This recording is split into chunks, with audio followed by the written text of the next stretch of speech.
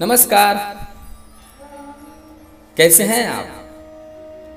आइए मैं आपको एक बहुत ही सुंदर दिलचस्प सच्ची घटना सुनाता हूं। किसी गांव में एक सज्जन पुरुष रहा करते थे। जब वो 45 वर्ष के हुए, उनकी पत्नी का देहांत हो गया। वो चिंतित रहा करते थे। गांव वालों ने कहा कि तुम दूसरी शादी कर लो। उन सज्जन पुरुष ने कहा कि नहीं, बेटे के रूप में मेरी पत्नी ने बहुत बड़ी भेंट दे करके गई है। मैं पूरा जीवन इसी के साथ जीऊंगा। समय बीतता गया, बेटा बड़ा हुआ। ऑफिस का सारा कार्यभार बेटे को सौंप दिया और वो फ्री हो गए। कुछ दिन बाद बेटी की शादी हुई और उनने अपनी बहू को घर की चाबी दे दी, घर का मालकिन बना दिया और वो और फ्री हो गए। वो अपना समय व्यतीत करने के लिए कभी वो अपने दोस्तों के ऑफिस में, कभी वो अपने बेटे के ऑफिस में जाया करते थे। एक दिन की बात है, जब पिताजी और बेटा दोनों ऑफिस से घर खाना खाने के लिए आए, बेटा हाथ पैर धोने चला गया। पिताजी ने हाथ पैर धो करके खाना खाने बैठा। पिताजी ने बहू से कहा कि बेटा मुझे दही देना। उधर से बहू की आवाज आती है कि पिताजी आज दही नहीं है। और ये सारी बातें उसके बेटे सुन रहा था। पिताजी खाना खा करके ऑफिस चले गए। अब खाना खाने उनके बेटा और उनकी बहू बैठी। दोनों पति पत्नी खाना खाने बैठे। तब देखा उनने एक कटोरी में दही लेकर के आई।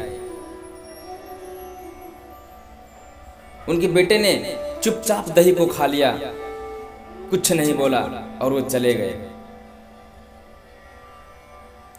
ऑफिस जाने के बाद अपने पिताजी से उस बेटे ने कहा कि पिताजी कल कोर्ट चलनी है, कल आपकी शादी करानी है। पिताजी गंभीर और आश्चर्यचकित हो गए और उन्होंने कहा बेटा मुझे पत्नी की आवश्यकता नहीं है और मैंने तुम्हें इतना लाड़ प्यार दिया है कि तुम्हें भी मां की आवश्यकता नहीं होगी। बेटे ने कहा कि पिताजी ना ही मुझे मां की आवश्यकता है, ना ही आपको पत्नी की आवश्यकता है। मैं तो बस दही का इंतजाम करने जा रहा हूं। फिर बेटा कहा कि पिताजी कल मैं आपके ऑफिस में मैं आऊंगा और एक कर्मचारी की हैसियत से काम करूंगा। उतना ही वेतन मुझे भी मिलेगी जितना अन्य कर्मचारी को मिलता है। मैं इस घर को छोड़कर मैं कहीं रेंट लेकर के रहूंगा, कहीं दूसरे घर में किराए पर लेकर के रहूंगा। फिर मेरी पत्नी को दही की कीमत का पता चलेगा। मित्रों, ये होता है अपने बाप के प्रति, अपने माँ बाप के प्रति बेटे का कर्तव्य है। मित्रों, हमारे माँ बाप हम लोगों के लिए बच्चा से लेकर बड़े तक हमें देश के एक बेहतर नागरिक बनाने की कोशिश करते हैं। छोटा से लेकर के बड़ा होने तक सारी जिम्मेदारियां को पूरी करते हैं, हमारी सारी मनोकामना को पूर्ण करते हैं।